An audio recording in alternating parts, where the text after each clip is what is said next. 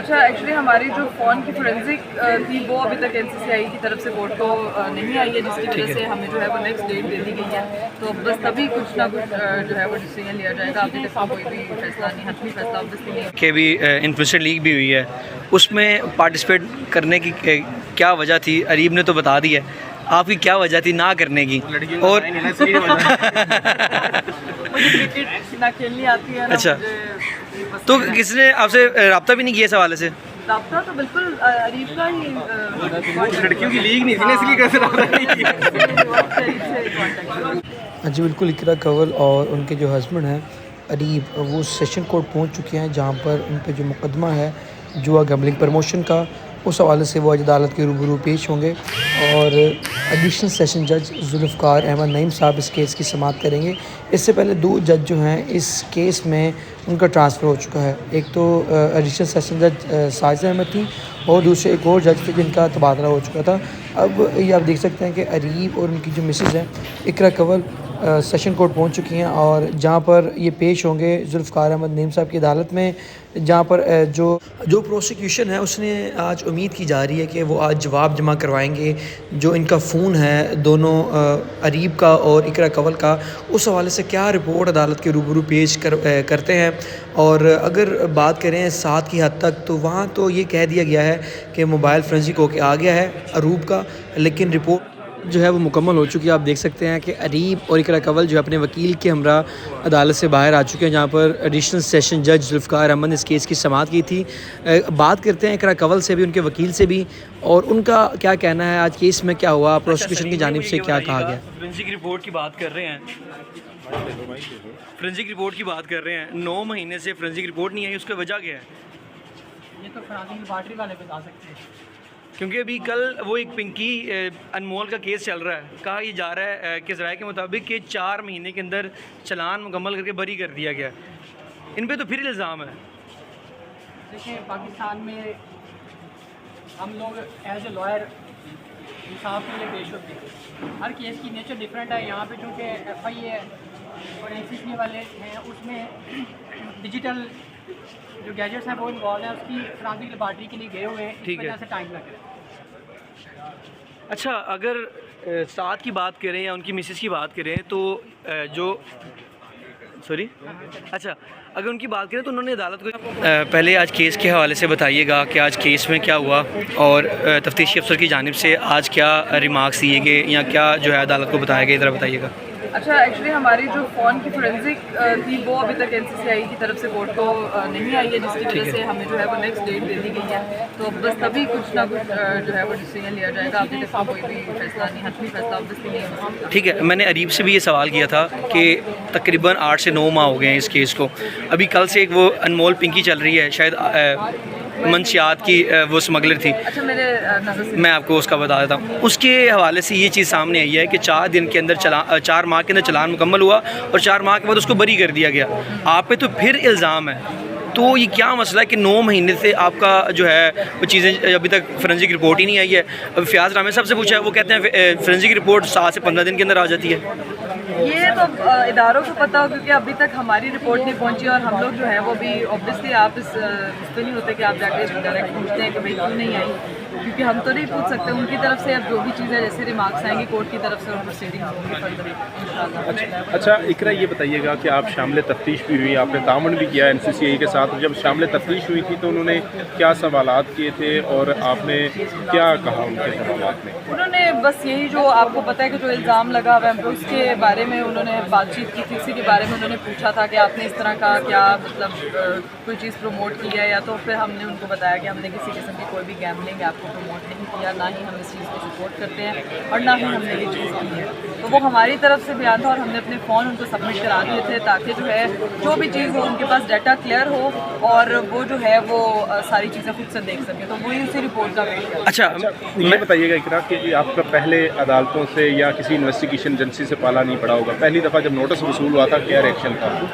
Obvious अच्छा नहीं होगा अगर आपके घर भी नोटिस आएगा तो एक चीज़ बम की तरह गिरती है तो ये अच्छा तो नहीं लगता। अल्लाह ना करे, अल्लाह ना करे, अल्लाह ना करे। मतलब एक वही चीज़ है कि खुशी आए तो अच्छा लगता है, इस तरह का दुख आए तो आप ऑब्वियसली एक शौक में तो जाते हैं कि यार क्या हो गया। तो कहते हैं ना कि आजमाइश आप होती उन है। सारी चीज़ों के साथ चलते ही चलते आप चीज़ों को आइडिया होता है, आपको पता चलता है कि यार ये चीज़ें इस तरह इसको मैनेज करना है।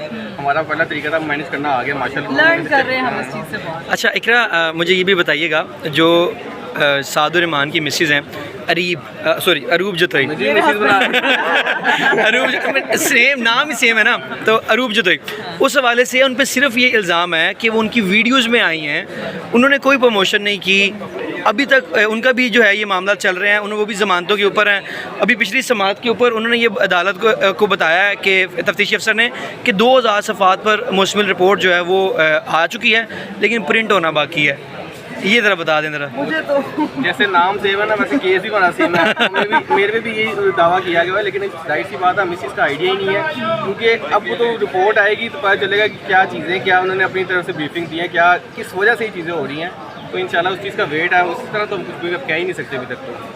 अच्छा सलीम भाई, ये बताइएगा कि आप प्रोफेशनल वकील हैं, इस केस को लेके आप चल रहे हैं, जब फाइनल आर्गूमेंट होंगे उसकी तैयारी कैसी है आपकी? आपके सामने चीज़ें तो काफ़ी ज़्यादा आ चुकी हैं, तो इस केस में आप बताइएगा कि क्या अब फोरेंसिक रिपोर्ट के ऊपर ये सारा केस अब बेस कर रहा है? देखिए बात ये है कि जो प्रोसिक्यूशन स्टोरी है FIR की, अगर आप उसको उठाकर देखें और जो सेक्शन जो है उसको अगर आप देखें तो कंट्राडिक्शन आपको विजिबल उसमें नज़र आता है, क्योंकि जो एलिगेशन है वो सिर्फ है प्रमोशंस का, और जो सेक्शंस हैं आप वीकेंड के उठा के देखेंगे 13 है, 14 है। 13 जो है वो फोर्जरी के बारे में है, 14 जो है वो इलेक्ट्रॉनिक फ्रॉड के बारे में है, और स्पैमिंग और स्पूफिंग 25 और 26 हैं। जो 25 सेक्शन और 26 है वो वैसे ही अवेलेबल हैं, और जहाँ तक बात रही 13 और 14 की, उसमें प्रोसिक्यूशन को ये साबित करना पड़ेगा कि इनकी इंटेंशन थी फ्रॉड करने की, और इसमें कि उन्होंने रॉन्गफुल गेन भी किया है। तो वो अब देखना ये है कि कैसे उसको साबित करते हैं। तो हमारा यही है कि जो प्रोसिक्यूशन स्टोरी है और जो हमारा सेक्शंस हैं वो एक दूसरे का कंट्राडिक्शन है, वो एप्लीकेबल नहीं है। इसके ऊपर तो हमारा कॉन्स्टिट्यूशन ऑफ पाकिस्तान जो 1973 है उसका आर्टिकल 9 जो है वो भी इनका फंडामेंटल राइट है, उसमें कहते हैं कि किसी पर्सन लिबर्टी है उसको जो है वो महरूम नहीं किया जाना चाहिए। No person shall be derive from the life and liberty.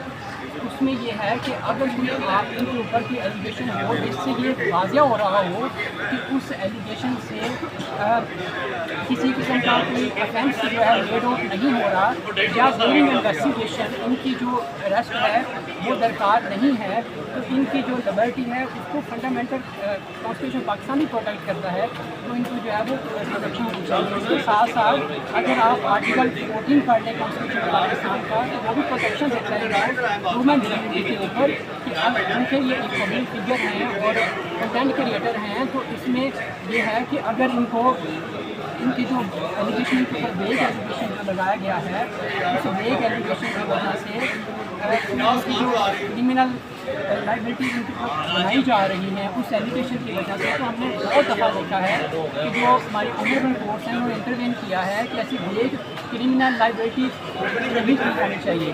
तो उनको एक तरह की कॉन्स्टिट्यूशन पाकिस्तान भी प्रोटेक्शन देता है कि इनकी डिग्निटी को जो है वो किसी भी इंडिविजुअल की डिग्निटी जो है उसको डैमेज नहीं करना चाहिए। इस बेस के ऊपर की कोई वेग एलिगेशन लगाया हो, उनकी रेपुटेशन डैमेज किया जा रहा हो, कि उनकी जो पब्लिकली ह्यूमिलेशन की जा रही हो, तो वो नहीं होनी चाहिए। हमें तो कॉन्स्टिट्यूशन पाकिस्तान भी उनको प्रोटेक्शन देता है, और फिर जो सेक्शंस हैं वो भी कंट्राडिक्शन है। तो हम ये समझ रहे हैं एज लॉ स्टूडेंट के भाई ये जो केस है ये सिरे से बिल्कुल भी बनता नहीं है। अच्छा इकरा, मेरा सवाल आपसे ये है कि अभी इन्फ्लुएंसर लीग भी हुई है, उसमें पार्टिसिपेट करने की क्या वजह थी? अरीब ने तो बता दी है, आपकी क्या वजह थी ना करने की? और क्रिकेट ना खेलनी आती है ना। अच्छा, तो किसने आपसे रब्ता भी नहीं किया इस हवाले से? रब्ता तो बिल्कुल अरीब का ही लड़कियों की लीग नहीं थी ना, इसलिए कैसे रब्ता नहीं किया। चलें, थैंक यू, बहुत शुक्रिया। मेरा सवाल आपसे थोड़ा इधर आ जाता है काइंडली, वो आवाज़ होगी मुकम्मल। मेरा सवाल आपसे ये है कि ICL जिसकी जो इन्फ्लुएंसर लीग हुई है उसमें पार्टिसिपेट आपने क्यों नहीं किया? पार्टिसिपेट इसलिए नहीं किया क्योंकि नदीम का सबका मैसेज वगैरह आया था, कॉल वगैरह बात हुई थी, लेकिन हम अपने काम में बिजी थे, दूसरी चीज़ें वगैरह आपको पता है बिजनेस वगैरह चलाना होता है, तो उसके लिए पार्टिसिपेशन के लिए टाइम नहीं निकाल पाए, वरना लाजमी भाई सारे भाई थे। आपने प्रमोशन में किसी मतलब कि जैसे होता है ना कि एक मैसेज होता है। पार्टिसिपेट किया होता, फिर प्रमोशन भी किया थी।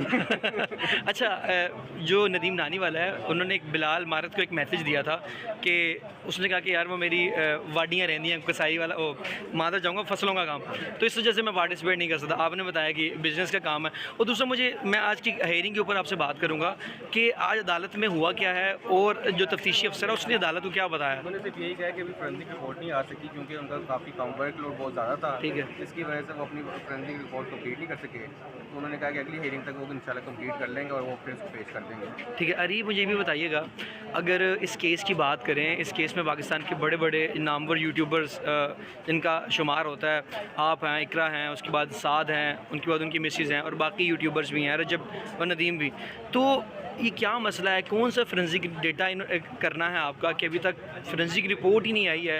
ये केस तकरीबन 9 माह से चल रहा है। यार मुझे तो पहले तो इससे पता नहीं था फोरेंसिक चीज़ क्या होती है, ठीक है, इन्वॉल्व आइडिया होगा कि क्या क्या चीज़ें होती हैं, जाहिर सी बात है उनकी अब वो चीज़ें हैं वो बेहतर जानते हैं अदालत की क्या चीज़ें हैं, किस तरह काम करती हैं, क्या फैसिलिटीज़ हैं। अब वो चीज़ अदालत बता सकते हैं कि क्यों, किस वजह से लेट हो रहा है, क्यों हो रहा है। हमें तो भाई जो चीज़ उन्होंने कही थी कि आपने ये पेश करना है, ये चीज़ें देनी है, वो सब कुछ हमने हमारी तरफ से। अच्छा, आपने फ़ोन्स वगैरह भी उनको दे दिए हुए हैं? कितने फ़ोन्स उन्होंने आपके रखे हुए हैं? 2 फ़ोन हमारे। 2 फ़ोन, एक आपको आपकी मिसेज़ का, ठीक है। अच्छा, मुझे ये भी बताइएगा, साथ जो है वो अपनी मिसेज़ के साथ डेली आता है, आप भी आते हैं केसेस के हवाले से, तो डिस्टर्बेंस नहीं क्रिएट होती है आपकी पर्सनल लाइफ में? ऑब्वियसली होती है, छोटी बच्ची है, उसको छोड़ के आना, उसके नानों को घर जाना, पहले छोड़ के आना, फिर यहाँ पे पहुँचना और टाइम से पहुँचना, लेट नहीं हो सकते, जाहिर सी बात। साथ तो लेट आ जाता है। वो बेचारा लेट आता है, लेकिन फिर उसको अपोलोजाइज भी करना होता है चीज़ों के लिए, लेकिन जाहिर सी बात है हर किसी की मसरूफियात होती है, उस तरह से उसे डील करके निकलना होता है। बस कोशिश ये होती है कि हर चीज़ को मैनेज करके भी चलें। रिस्पेक्ट करनी है। अफसर ने ये बताया कि सर फोरेंसिक रिपोर्ट आ चुकी है, वो 2000 सफ़ात पर मुश्तमिल है। मेरा सवाल आपसे ये है कि वो कौन सा डेटा निकाल के लेकर आए हैं? 2000 सफ़ात? देखिए, हमारा केस जो है ना वो इकरा की हद तक हम इस केस ठीक है, देख रहे हैं, वो केस हम नहीं इसको देख रहे हैं, इसलिए उसके बारे में कमेंट नहीं। हम नहीं कर रहे हैं। आप वकील हैं, आप कानूनी नुक्ता मुझसे बेहतर जानते हैं। देखिए, वो फोरेंसिक रिपोर्ट जब हम हमारे जो मोबाइल फ़ोन्स हैं वो भी गए हुए हैं, उसकी जब रिपोर्ट आएगी तो फिर हम उसको देखेंगे, फिर हम बता सकते हैं कि हमारा जो रिपोर्ट आई है उसमें क्या चीज़ें हैं। फहद, 1 मिनट, हमने तो अपना जो मोबाइल फ़ोन है, इकरा ने अपना जो है वो सबमिट करा दिया होगा NCCA जो आई ऑफिसर हैं उनको, ठीक है, और हम लोग जो है मुकम्मल तौर पे कोऑपरेट भी कर रहे हैं NCCA वालों के साथ। अच्छा सलीम भाई, मुझे ये भी बताइएगा, फोरेंसिक रिपोर्ट की बात करें तो आज तफ्तीशी ने ये बताया कि फोरेंसिक रिपोर्ट पेंडिंग है, और दूसरा उन्होंने ये भी कहा कि शॉर्टेज है। शॉर्टेज किस चीज़ की है? शॉर्टेज किस चीज़ की? स्टाफ की शॉर्टेज है? क्या मसला क्या है? देखिए, मेरे ख्याल में NCC वाले जो है ना, लास्ट डेट पे भी ऑनरेबल कोर्ट ने बाकायदा डायरेक्शन दी थी कि इस डेट के ऊपर जो है ना अपनी रिपोर्ट सबमिट करें, और ये उन्होंने नेक्स्ट डेट लेने के लिए सिर्फ एक तरह का बहाना बनाया है कि शॉर्टेज है और अभी तक नहीं है। और हमारी आज भी हमने ऑनरेबल कोर्ट में यही कहा है कि नेक्स्ट डेट तक जो है ना इसकी रिपोर्ट सबमिट करें, ताकि हम इसके ऊपर जो है ना कोर्ट को असिस्ट कर सकें और इसके किस तरीके से साइड पर लगाया जाए। ठीक है, और समाज कब तक मुलतवी की भी तरह बता दें? 11/6। अच्छा।